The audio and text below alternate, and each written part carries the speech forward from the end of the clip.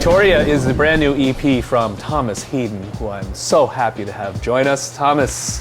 Hello. Thank you so much for your time. No, thank you. Thanks for coming down to my show. Absolutely. This has got to be exciting, your first North American tour. Yeah, it's kind of terrifying. Yeah. What are your thoughts in approaching it beforehand, and how do you feel now? Well, so approaching it beforehand, I watched an interview like 2 years ago with Billie Eilish, where she was like, the crazy thing is wherever you go in the world, everyone sings in their own accents. And I've never experienced that until coming to the States, because everyone is just like, Victoria, like very American, which I'm not used to at all because I've only ever played in the UK. But I'm having a really good time. I love it here. There's so many like really pretty cities that are just gorgeous. Well, it's interesting you bring up accents because you are literally by continent. Like literal two different accents. Australia. I'm not even going to pretend. Well, you don't have an Australian accent. Do you not lived there for quite some time. Okay, interesting. Honestly, I think it depends on where you're from, where people think my accent's from. Because people in the UK, north or south, people in south of the UK think I'm from London, and people in the north of the UK think I'm Australian. And then Australians think I'm British. It's crazy. Do they think that you're from like the seedy side of London where you got that weird accent? Yeah, I don't know. I think definitely a lot of people pick up on it only after I tell them that I'm Australian. So I like being Australian, but I like having a British accent as well. I get the best of both worlds. So you stuck out growing up in Australia. What city? So I grew up in just outside of Melbourne in Australia, and then so I moved there when I was born in London, and then I moved to Australia when I was like 5, and then I moved back to London when I was 18. So I kind of had like a 13-year holiday going on. But 5 to 18, I mean, that's your growing up period. Totally. That's your formable years. Yeah, I very much say and I'm you still Australian. didn't inherit the Australian accent. I mean, I did. I think I've just gained it back when I gained the British one back when I went back to London. So, because I never really had a strong one in the first place because I was born and began speaking in the UK. Maybe we got to get you drunk or something. Dude, when I'm like loud and shouting, I'm definitely way more Australian. It's crazy. Yeah, and growing up, I feel like that you already had that foundation set in place. So you weren't using music as an outlet to long for the good old days. Yeah, no, not at all. Yeah, like yeah. So what was the catalyst for first writing a song, and then taking that seriously? Well, I first started playing guitar to get girls. If I'm just being honest, I just was trying to get girls. As many do. Yeah, and now it's my job. So I don't know what went wrong in between, but something did. No. So your job is getting girls. Yeah, no. No. I started kind of writing songs. I think my sister took me to a lot of shows when I was like maybe 12 to like 15. And those were people in like 100-cap venues that then 2 years later when they revisited Australia were playing arenas. So we like saw Ed Sheeran in his first Australian show, and like a bunch of early 1975 shows, and like bands like 21 Pilots when they were tiny. And then I think then when she was taking me to bigger gigs of theirs, being a musician as a job was just so attainable and a thing that I realized you can genuinely do. And so I think I just started writing songs it kind of had to trick myself into writing songs as a diary entry thing. If I was sad after school or something, I would go home and write about it. If I had a great day, I would go home and write about it. Like, it just kind of turned into a habit that I did. And now I do it for a living, somehow. Thanks for having me in San Francisco. It's great. So your sister was quite an influence on you. Massively, yeah. With her music taste as well. And I hear that she also dragged you to a One Direction show at one point as well. Yeah, I very much embellish that. Dragged is like, I loved being there. How old were you? I was 15.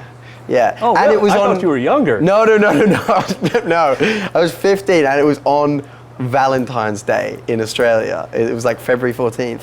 And I remember kind of bragging to everyone at school. I was like, I'm spending Valentine's Day with like 50,000 teenage girls, which was great at 15. Smart. Yeah, I know. I was very smart. On the world's biggest date. So amazing. And clearly you did use songwriting as an outlet to share your feelings for girls, as we note in a lot of the different titles and the various songs. When you first wrote that song, did you get that girl? Which one, Grace? Or, yeah, like Yeah, Grace is about a real girl. I told her it wasn't about her in the beginning, and then she figured out it was about her. What was the dynamic? Were you friends first, and then you played her the song? Well, then I put it on YouTube and was like, by the way, this isn't about you. And she was like, listen to it. She was like, yes, it is. And I was like, yeah, it is. It is about you. We were friends, but we had a little thing going on. But then it's just kind of continued. Then like even Victoria now, she doesn't know that it's about her. As you know, it's like, I think a lot of my friends know it's about her. But it's just, I like to keep it kind of to myself now, I think. So as you're getting older, you're realizing it doesn't need to be that explicit. Yeah, totally, yeah. I'll start changing names, yeah, because Victoria's name isn't actually Victoria. Yeah. So I'm changing names now, getting smarter. Yeah. This is good. This is good. And it's got to be interesting because you did gain a lot of fans and your profile grew over the course of the last 2 years. People stuck in their homes and on TikTok and things like that. Yeah. Where all of a sudden people know who Thomas Headon is. Yeah, it's crazy. It was really weird, like you said, really, 'cause I grew with the pandemic, and I came out of the pandemic basically never having done a show, and now I'm like quite a drastic jump from like never doing like 100 cap and then 300 and then 500. It was very much just like, cool, here's 1,000 people in front of you, and I was like, but it's great. You know, I'm not complaining at all. It is. Everyone wants that overnight success, basically. And in form of like live music, I feel like I got it. But at the same time, I really miss and wish I had that growing period. But, you know, it's great. I think online-wise, it definitely grew. Right. It wasn't just an instant bam. Yeah. So. You basically had a very smooth trajectory in this. Were there any thoughts of, hey, maybe I should be a doctor, or I should be a software engineer, or something like that? There definitely still is. I still, I don't know, totally. There's still points of me that probably on the daily think like, what am I going to do in like 3 years' time? Which is, let's pray it's still this, but you never know. At least I didn't expect that I would be doing this at like 21 as like a full-time job. Which is great that it is this. I'm so thankful.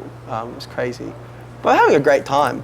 You know. Was there anything that you were thinking about? I was really good at maths in high school.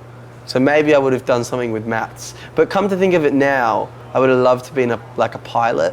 I really like planes. Really? So, yeah, big plane guy. What do your parents do for a living? Are they role models for you to follow in their footsteps? No, not really. Ironically, my mum works in a library, which is just, her son makes noise for a living. But she must know so many great poets and writers that might have influenced you. Yeah. Subconsciously? I think she has no clue how my job works at all. I mean, I think she tries to compare it to book publishers, and I'm like, yeah, I don't know if it's the same. What was the music playing in your house then, besides what your sister exposed you to? Sister exposed me to a lot of bands that are cool like now. But I think growing up, I grew up on like a lot of bands, and I think this EP kind of reflects that. Like there was a lot of bands like Busted and McFly, and I don't know, a lot of like Britpop stuff as well when I was very young. Like bands like Blur were playing. Mum was a huge ABBA fan as well, as we all are. Right. So ABBA was playing, but like nothing that really I wish I had one of. I don't wish, but like I wish I had one of those childhoods that like, you know, records were always playing and it was like Fleetwood Mac or something. It wasn't really. Mum just, it was like the top 40 hits CD that she put on in the car. And then your sister is bringing you in one direction. Yeah, and then my sister, 21 Pilots. Yeah, totally. My sister like kind of exposed me to like bands that are really cool, like at the moment kind of thing. Yeah. And she's great at still doing that. And here we are with the new EP, Victoria. Yeah. You just said that it is a little bit more band influence in a way, a different perspective. Yeah. Where did that come from? I think I had a bit of a breakdown after my second EP. I just like didn't really know. I kind of did my first EP and it was very much just like entirely self-driven, and like I was doing it on my laptop in my bedroom. Then my second EP I did with a producer, Josh, who's great, and we made great music. And then COVID hit and I didn't know how to make music anymore. I didn't like doing it the way I was doing it, and so I really stripped it back and it was just me and a guitar. And then then I think I really looked back on like what I grew up with, like a lot of band stuff, and just kind of brought that in I was in Australia for a lot of writing this EP, so a lot of it is quite Australian sounding, really like summery and beachy and loud. So yeah, I think that's kind of where it came from, and I like this kind of music. I think it's my favourite project that I've put out so far, and so I think I'm gonna keep going in this trajectory, but we might steer off at some point, but for now it sounds great. Thanks, man. Appreciate it. I mean, I feel like that you're on the right path. Thanks, man. That's sweet of you. You do have a collab with Lizzie McAlpine that a lot of people have also recognized you for. Yeah, bored. Yeah. And at a time when we were pretty much bored. Yeah, very bored, yeah. My mum thinks it's a quarantine song. That's what she says. I remember reading that she called it a cute song. Yeah. That's cute. Does she think you're just like having a little fun over there? You and your cutesy music over there. Now become a doctor like I told you to. Yeah, it sounds like mum, something mum would say.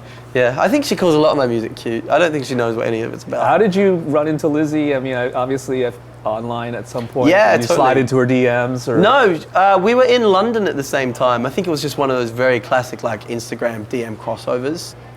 We just loved each other's music, and we ended up writing together a little bit in London, but we completed it overseas. I was in Australia and she was back in Philly where she lives. And we then finished it kind of just remotely. Song came out, it's banging. It's a great song. It's really good. I don't know where you are in tour right now, but do you have plans to meet up with her, or have you tried to meet up with her? No, probably. I haven't spoken in a while. I don't know. I doubt it. I don't know where she is. Invite her to your show? Yeah, maybe. So we didn't. She's in LA now. She's in LA now. Okay, we'll just come to the LA show. That's in 2 days. Yeah, maybe we should message her. Well, great. Maybe if she's bored. I mean, if you want to. I mean, remember the salesman. Well, gosh, congrats on all the attention you're getting. Thanks. Really digging the EP. Thanks, man. Great to meet you, man. Yeah, nice to meet you. Thank you for having me. This is really lovely. I like it a lot. It's Thomas Headon. You're watching B-Sides.